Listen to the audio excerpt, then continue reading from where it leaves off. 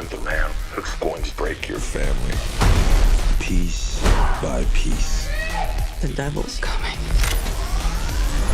Boom. Hello, everyone, and welcome back to another Backlot Banter movie review. My name is Tucker, and of course, I am joined by my co-host Tanner Dykstra, who just will not die. And today, we're here to talk about Fast X, the beginning of the end for the Fast saga. Long awaited, because we didn't really know what direction this film was going to take. It had a little bit of production problems as it was starting, but we have sat down in the theater, hit the NOS button, and seen it. But if you're a fan of the Fast and Furious, we would love to hear your thoughts on Fast X and what you think will happen in the maybe one or two sequels that this movie has coming after it. So subscribe to our channel, join our Discord, link in the description, and leave a comment letting us know your top three. No. How about this? Bottom three Fast and Furious films. Okay, I think that's a little more contentious. Okay. Tanner, we have seen Fast X. You and I, very big Fast and Furious fans. We watched all of them leading up to F9. In fact, on our old channel, we have a ranking and a review and ranking of all of the Fast and Furious movies until now. Yeah, check and one Fast of the X corners. will be going on that list. Yes, it will, which is Tanner, exciting. Give me your bare bones, bottom of the level thoughts on Fast X. All right, my starting line thoughts here, Tucker. So I was quite excited for Fast X going in. You know, we had a good time with F9, and I quite enjoy the Fast and Furious franchise. I really divvied it up recently into like sort of three eras. Yeah. And I think the prime era that a lot of people recognize is like the Fast 5 to Furious 7 range. And Sure. now we're in sort of a late stage of Fast Yeah, and Furious, I would say. You know, it is the beginning of the end of the road, as you said. And I think you can feel it with Fast X, and not in a good Sure. way. Yeah. It is, there's some spoiler things that we'll talk about, but ultimately Yeah, what near it the comes end. down to is that this feels very incoherent, it feels incomplete, and it feels a bit lacking in a lot of the charms, I would say, that I appreciated of previous Fast and Furious films, even post Furious 7, when it's really become like the Vin Diesel show with various La Familia accoutrements around that. Yeah. And I think this one suffers quite a bit from those issues on top of production issues that I'm sure we'll mention. Yeah, I think the production issues become most apparent when you think about this film pacing-wise, in terms of how it's edited and put together and multiple storylines stitched together. Yes. I think that this is a lower tier Fast and Furious movie. And frankly, I'm kind of surprised that after I enjoyed F9 so much, it's one of my favorites of the Fast series, because it leans so heavily into ridiculousness, and they're going to space, and we're swinging the car on the grappling hook off the mountain and stuff. We have big magnets. That movie is so the big magnets. Yeah. There's not really anything to that effect in this film, and it feels a little bit toned down. There's not really, aside from a bomb rolling through Rome, there's not really one specific super memorable creative action sequence that, frankly, even the worst of the Fast and Furious series has hung their hats on. But that being said, even though I think it is a very messy film, it's still one that I enjoyed watching, and it got me excited to see where we'll go next. Of course, we don't know if it's going to be wrapped up in one movie or two, as Vin Diesel kind of lightly hinted that maybe he wanted the Fast X miniseries to be a trilogy. Yeah. We'll see if that happens, because this movie not looking like it's going to make a ton of money, especially for a $350 million budget. But I think that the problem for me is that Fast and Furious, especially in that its heyday, and I would include F9 in that because it's one of my favorite ones, is about all the group of characters working together as a gang. And that really comes to fruition in like Fast 5, when we really have the group show up and work together, and it's a group of 7 or 8 characters, and all their personalities are bouncing off of each other. This film takes an axe to that, and I think it's all the worse for it, because our group is split up into 4, 5, it's splintered. People show up for minor scenes. Lots of characters are barely involved, and we're looking to the sequels to sort of include these characters in a more major way. And the fracturing of La Familia really takes away a lot of energy from this movie, because there's a number of characters that are just either by their own or lightly paired up with another, and that really just does not match the energy and charm that the other films in this franchise have had. Yeah, as you mentioned there, Taco, this film is fractured. Very early on, you know, there is a setup of a heist which ends up to be a setup within itself. Yes. By our main villain, Jason Momoa, who we will of course talk about. And from that point forward, probably about 30 minutes into the film, the La Familia is split up into Yeah. four distinct storylines. 30 minutes out of a 2 hour and 20-minute film. Yeah, of course. So you have Dom basically by himself. Yeah. After the events of the Rome attack. Then you have Letty, who is being detained in the agency black site facility. Yeah. And then you have She's where they kept Red Guardian and Black Widow. Yeah, precisely. And then you have probably the biggest group, which is Ramsey, Tej, Roman, and Ahan. Yes. Who are all together in London. Yes. For well, they're in a portion bunch of of different places. Yeah, they go to London for a large portion of the film though, and then you have Jacob, John Cena, and Lil B, Letty and Dom's son, who are together as well.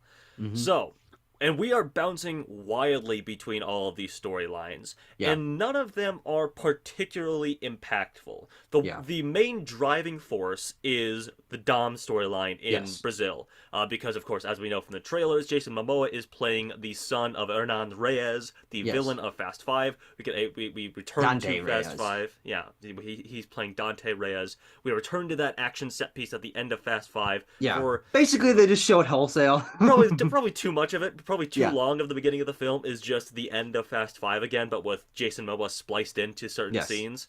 Retroactively, saw twist. Oh my god, he was here the whole time. I can't He was believe here it. the whole time. And that's the driving force. Is Dante is after Dom for humiliating him, killing his father, all this sort of stuff, and then he is like tracking down the family. He is tracking down Dom, torturing him, getting to him psychologically. And I say that he's tracking down the family and getting to him and all that stuff, but what does Jason Momoa actually succeed in doing in like destroying La Familia here? Well, it's Nothing hard until to tell. the very end. Yeah. Yeah, there are spoiler things that we'll talk about at the end that are his impact on this saga. We will see how much they come to fruition, but I think that Jason Momoa is the element of this film that is easily its strongest. He gives the best performance out of this group. I think he's probably the best villain the Fast and Furious series ever had. We kind of had Cypher, and we were like, kind of thought she was kind of annoying, and kind of most of the other ones are just like crime bosses, whatever. You have like the unstoppable force of killing that is Jason Statham in Furious 7. That's true. Yeah. The reason I retroactively lower them a La bit Familia now. is because now these characters have come around, and frankly, I think alongside Jason Momoa being a really cartoony, over-the-top, very memorable and distinct villain who gets a ton of screen time, a part of this film that I kind of like and dislike at the same time is they're playing into the ridiculousness of the Fast and Furious tropes in a unique way, because we've got this generic big buff agency guy, Alan Ritchson, and Brie Larson. They keep referring to La Familia because they have screenshots of everything that's happened in all the movies, and they've been watching everything, and they're like, man, all these people just have barbecues and beers, and the villains join their team, and it's a big family. And I'm like, you're playing a little too hard into it, but I kind of dig it. Look, here's the thing. Speaking of, I want to get back to Jason Momoa in a moment, but since we brought up Alan Ritchson, I quite enjoyed his introduction here, because he is like this government suit sort of guy who also happens to be a giant muscle-bound monster of a man. He might be the most visually buff guy in this movie now that The Rock is not around in this film. But what was I gonna say? I do like the introduction of his character, that he's this government suit. He's like, this group is they're a cult, and I hate barbecues and stuff like that. It's like, this is like the goofy, stupid shit that I love about Fast and Furious. And then he, of course, sort of plays second fiddle to Jason Momoa in terms of being a villain, even though Dom is now on like the agency's most wanted list and stuff like that. Because he's taken over. Yeah, because Alan Ritchson has taken over. But Jason Momoa, yes, I agree that he is easily the most memorable, most fun, in scene-to-scene moments villain that we've gotten in the Fast and Furious franchise. Undeniable.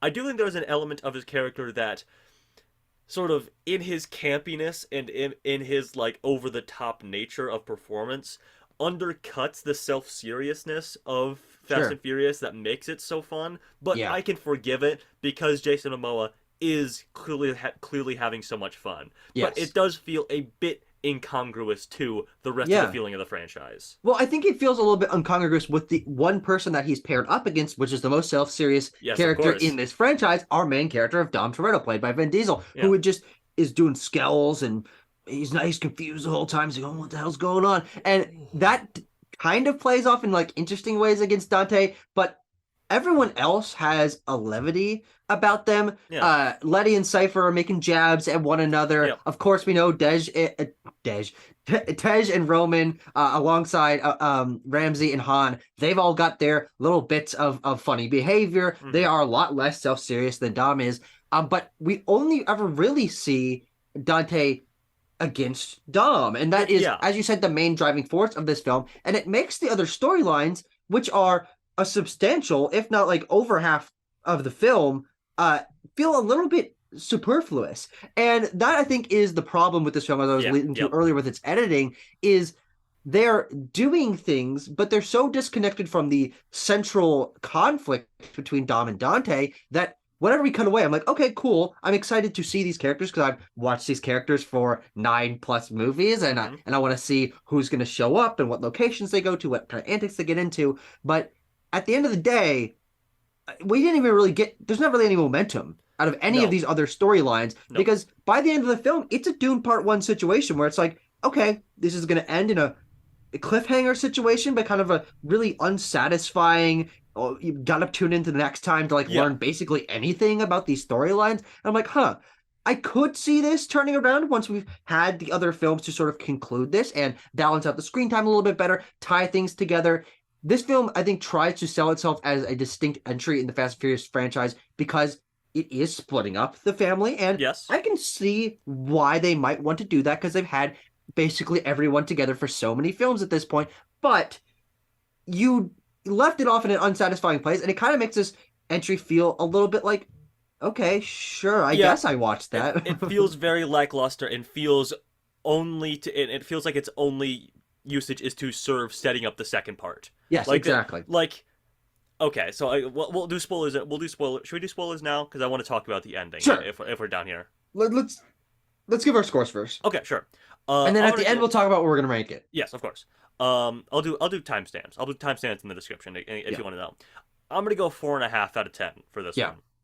I think it's a little bit above average only because I like these characters. I like this franchise. I'm excited to see where it goes next, which is a strength of this film. I want to see where things conclude, and I think the action is good. I don't think it's on the level of basically any other entry in the franchise, but in terms of the amount of characters and the crazy over-the-top stuff they get into, it is fun to watch. And so I think this is a good entry in as summer blockbuster season starts to rev up, pun intended. This is you're gonna have a good time if you go see it. It doesn't actually feel long, even though it's 2 hours and 20 minutes. So I think that is a benefit to this film. So I'm gonna go barely over 6, a 6.1 out of 10. Sure. But that's low for the Fast and Furious franchise because almost all of them over 7 out of 10, I think. Yeah. So the cliffhanger. It is a massive cliffhanger that we end on in this film on multiple fronts here. So starting with There's Dom. There's four cliffhanger endings in this. Yeah, essentially. So starting with Dom, he is reunited with Little B after John Cena sacrifices himself. That's ending one. That's cliffhanger 1. Yeah, that's cliffhanger 1. Jason dead. Jason Momoa is like, you silly Dom. I was planning this the whole time, which he does a number of times. That he's just like always a step ahead. Yeah. Apparently, somehow, some way. Hard to tell if he actually is or if he's just fucking with him. But he's like, I'm gonna blow up this dam that you're at the bottom of, because I planned for every possible outcome. So even you driving your car down the fucking thing, which is probably the coolest thing that is done in this movie. Yeah, probably. But so Dom and Little B are like at the bottom of this dam that's like going to be fucking exploded, and they're gonna be crushed and drowned and all this stuff. Yes. Or they won't. Of course, no, they won't. There'll be some way out of it, of course. Yeah. And then our London gang, it was on a plane that we see explode like behind a ridge or a mountain. Yeah, it goes down and then it like crests gently behind a mountain, and then a big explosion comes out. And it's like just enough time for them to like get in their cars and back out of the loading bay of the plane. And of course, what we're going to see at the beginning of the next movie is all of these endings. Yes. We're going to see them from the other angle. What happened to them? Yeah. Why? How did they survive this? How did Jacob survive being hit by a bunch of missiles and blowing up in his car? There's a way. We're Yeah. going to find out. And of course, the other yes. endings are the actual spoilery things. Is Mhm. that Giselle is still alive. She never died. She's on- with Cypher and Letty yep. in Antarctica on the Fast 8, the Fate of the Nuclear Furious sub. Yeah. nuclear sub. Yeah. And then also Luke Hobbs is coming back because Black Adam failed and Dwayne Johnson needs a check. The Rock came crawling back to the franchise. All right. Oh, and also I guess in a minor way, Deckard Shaw Yep. is gonna go dig some graves. I think he said he shows up for 5 minutes. Yeah. And apparently also Queenie is gonna get hunted down. Here's the thing: is we're talking about all these characters, multiple endings, multiple Yep. cliffhangers. This is just a symptom of how big this family has gotten. We also have introduced in this film multiple characters. Of course, we talked about Jason Momoa, but Yep. Brie Larson's character is hurt, but she's gonna survive. I think that one's a little less ambiguous. What do you think of Brie Larson in this, by the way? I don't think she's very good, to be 100% No, I don't think honest. so. I think she's another character that feels very superfluous. She's Yeah. introduced. Her performance is a little bit like ribbon at the camera, like, oh, I know I'm in a Fast and Furious movie. This is kind of silly. And she just is another one that feels like she's filling the same role as what we had before. She is Scott Eastwood's brother. And so she's Lil Miss Nobody. Yes. Lil Miss Nobody. I guess I should have put the emphasis. Or no, her name's just Tess. Yeah, but people refer to her because she's Mr. Nobody's daughter. Yeah, but we get that he calls her, Alan Ritchson calls her Little Miss Nobody, but I think at any time after that she is referred to her name Tess. Okay, sure, whatever. But because she is basically the same thing as Scott Eastwood's character, it's like, what's the point? Well, we also have to dispatch with Scott Eastwood's character, who is in this movie. Yeah. He's in Rome, and there's like a bomb planted on his car, and he dives out and rolls away, and we don't see him after that. No. Who else do we get? Danielle Melchior is in this. She Yes. is. So okay, in Fast 5, Vin Diesel met Ella Pataski, who was a Brazilian intelligence agent who was working alongside The Rock, and Daniela Melchior plays that woman's sister, so the aunt of Little B. Yes. Dom's sister-in-law? Kind of. Another member of the family, of course. This is a classic Fast and Furious trope where you introduce that a character that you knew before has a sibling. Yes. We got Jacob Toretto. We got Deckard Shaw showing up. Okay, we're introducing things, and now we're retroactively tying back in a plot line from Fast 5 that, frankly, I kind of thought was over, but also, Daniel Melchior is probably my favorite new character introduced. I think that in terms of the amount of screen time she has bouncing off of Dom and bringing like a little extra element of personality, especially female personality, to this film, I think she is probably my favorite new inclusion here. We also have Rita Moreno, who is Dom's grandma, who's there who just for shows up. She's there for 5 minutes. She's giving me big Helen Mirren energy, where I feel like she was just like, oh, I like these movies. Can I be in them? And Vin Diesel was like, yeah, absolutely. You'd be my grandma. You'd be my grandma. But yeah, Daniela Melchior is probably my favorite new addition in this film as well. I think that she and Dom have probably the best emotional scene of the film. Yeah, probably. There's been some struggles with Vin Diesel bringing the emotion, some real genuine emotion in these films, and I think that she probably does it the best in that scene. I like the lighting in there as well. This film, it's a big Hollywood blockbuster. It was produced during the pandemic and stuff like that, which how much of an excuse do you want to think that is? But it looks fine, all things considered, CGI wise. No, it's good. There's some it's roughness. Good. But occasionally you'll get a very volume-ass shot where it's okay, they are very clearly not there. And I think this is important to point out when we talk about how our characters are split up over the course of this entire film. May also be production issues. Yes, if we're talking about, we can't get all of our big stars in the same shot, in the same place, in the same room, put Ludacris and Tyrese Gibson and Natalie Emmanuel in an office building in London for a portion of this film. Have that be a big part of that's an interesting point. A warehouse in London or whatever. Yeah, because the last film we got in this franchise was produced before the pandemic hit. Yeah. And released just on the cusp of movies returning. Of course, we notoriously got Vin Diesel being movies are back, movies are for movies. Movies are for movies. Yeah. But this film, I think, alongside that, also, as we do know, was supposed to have Justin Lin, the director of many of Yes. the other and frankly most of the best Fast and Yes. Furious movies on it, and instead we got Louis Leterrier of Incredible Hulk fame, Yep. and he just melts into this. It's not a poorly directed film. I think that the editing is probably its worst aspect, but in terms of the action and the shot composition, it's all fine. But it doesn't match the energy or creativity that the past ones have had, and I think that is because I think you're right, production issues on a scheduling side, but Hmm. also swapping directors a month and a Yes. half in or something like that, and Yep. and a director that has less big budget action experience, especially in modern times with this Hmm. big of a cast, it doesn't really come together under a coherent vision. And yeah, it's just a little underwhelming, I think. It is underwhelming. It's the beginning of the ending of the road is a little bit bumpy, I would say. A Yeah, little bit yes. flat, a little bit. Oh, Some well. turbulence. Hopefully the end of the road is a little bit more interesting, you know. Yeah. Anything else that you want to mention about this, Tucker? Are there anything that we're forgetting in this bloated film? Um, I don't really think so. I think that the movie is based so heavily on its incredibly large ensemble cast Hmm. that I've watched a lot of big ensemble cast films. We've actually got multiple coming up: Asteroid City, Yes, Oppenheimer, yes, yes, Barbie. yes. These are just coming out of the woodworks nowadays. But this is the first time that I've really felt the energy was drawn away because of a large ensemble cast. I mean, we watch Hmm. something like Infinity where I'm like, wow, I can't believe they balanced this film so well. And they have all these characters paired up in interesting ways, and each storyline feels like it's impactful and leading towards the ultimate conclusion. Almost none of what happens here I mean, feels like it's leading anywhere. And that this makes it feel is very unsatisfying. this is literally Fast and Furious Infinity War. We have Yeah. the big cliffhanger ending where multiple of our characters are presumed dead or in Yes. peril, and we are setting it up for the big finale, which I want to level with you, Tucker. I don't think we're getting two more. I think we get Yeah. one more. Yeah. I think We're so getting too. one more, and then that's it. I think we're calling it quits.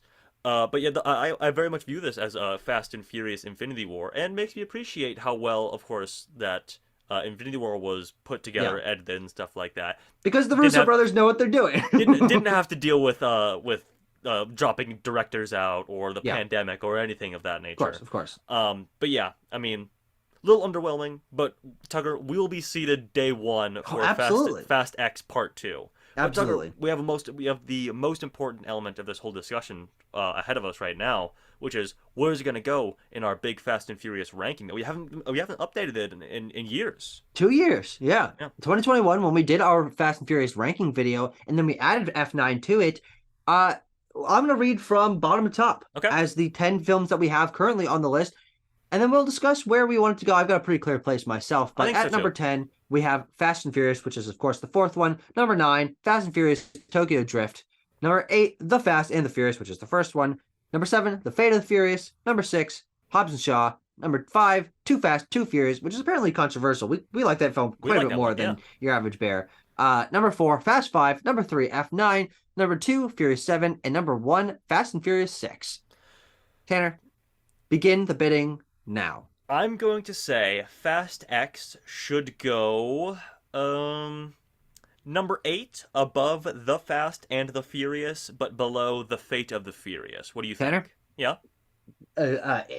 Insert predator hand clasping gif Oh. here. You and I are exactly on the same page with this. Yeah. I think what's interesting about this film is I tried to give it a little bit of praise because at the end of the day, I still enjoyed my time Yep. watching this movie. I give it a heart. prefer I liked it. I would watch Yeah. it again if given the Yeah. opportunity. Yeah. I prefer the post Fast Five energy and camaraderie of these films and the cartoonish nature that they've leaned into. And I think there are elements of this that should they still have that spark. Jason Momoa's character being so over the top.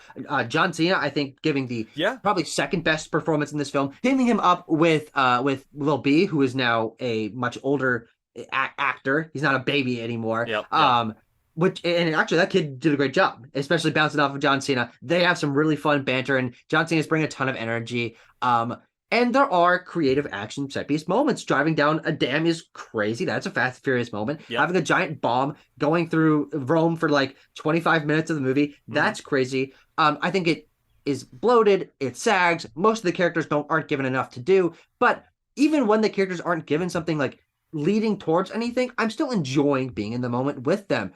there's a scene where our London gang goes and visits Pete Davidson in a Yep. crappy little store for no fucking reason. Yep. And it's for no fucking reason, but it's a fun scene. And that's kind of what this film feels like to me. It's like, I don't understand why this was written. I don't understand why it was edited this way. I don't understand why you split up these characters that are work so well together, but I'm still enjoying it moment to moment. It's Yeah. just retroactively like, okay, this ends in a weird place, and I guess we'll see what happens next time, but Yeah. these characters are It is- probably dead, but not actually. It is equally as dumb as the rest of the Fast and Furious franchise, which is why we all love it, Yes.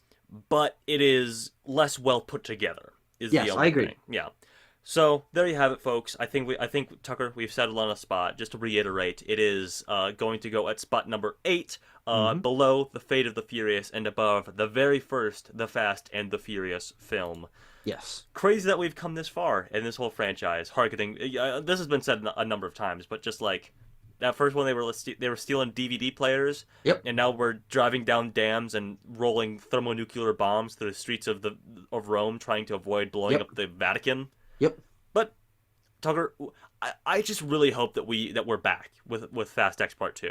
That Yeah. we get the whole gang back together. We solve all of our issues.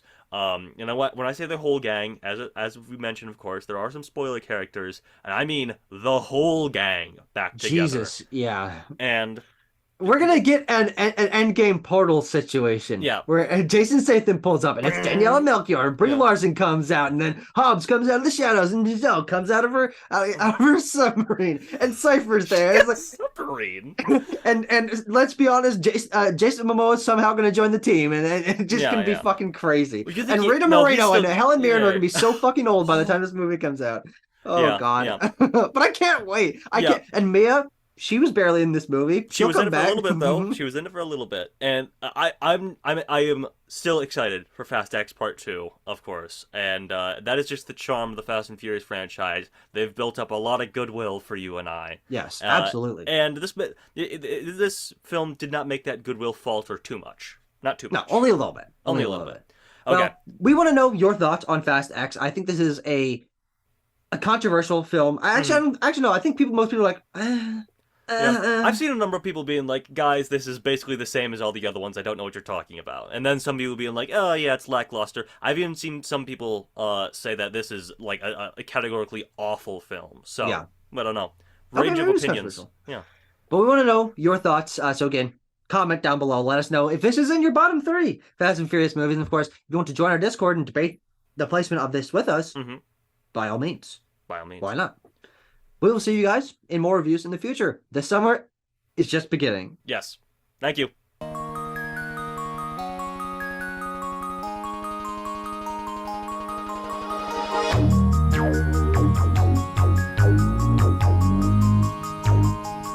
Thank you.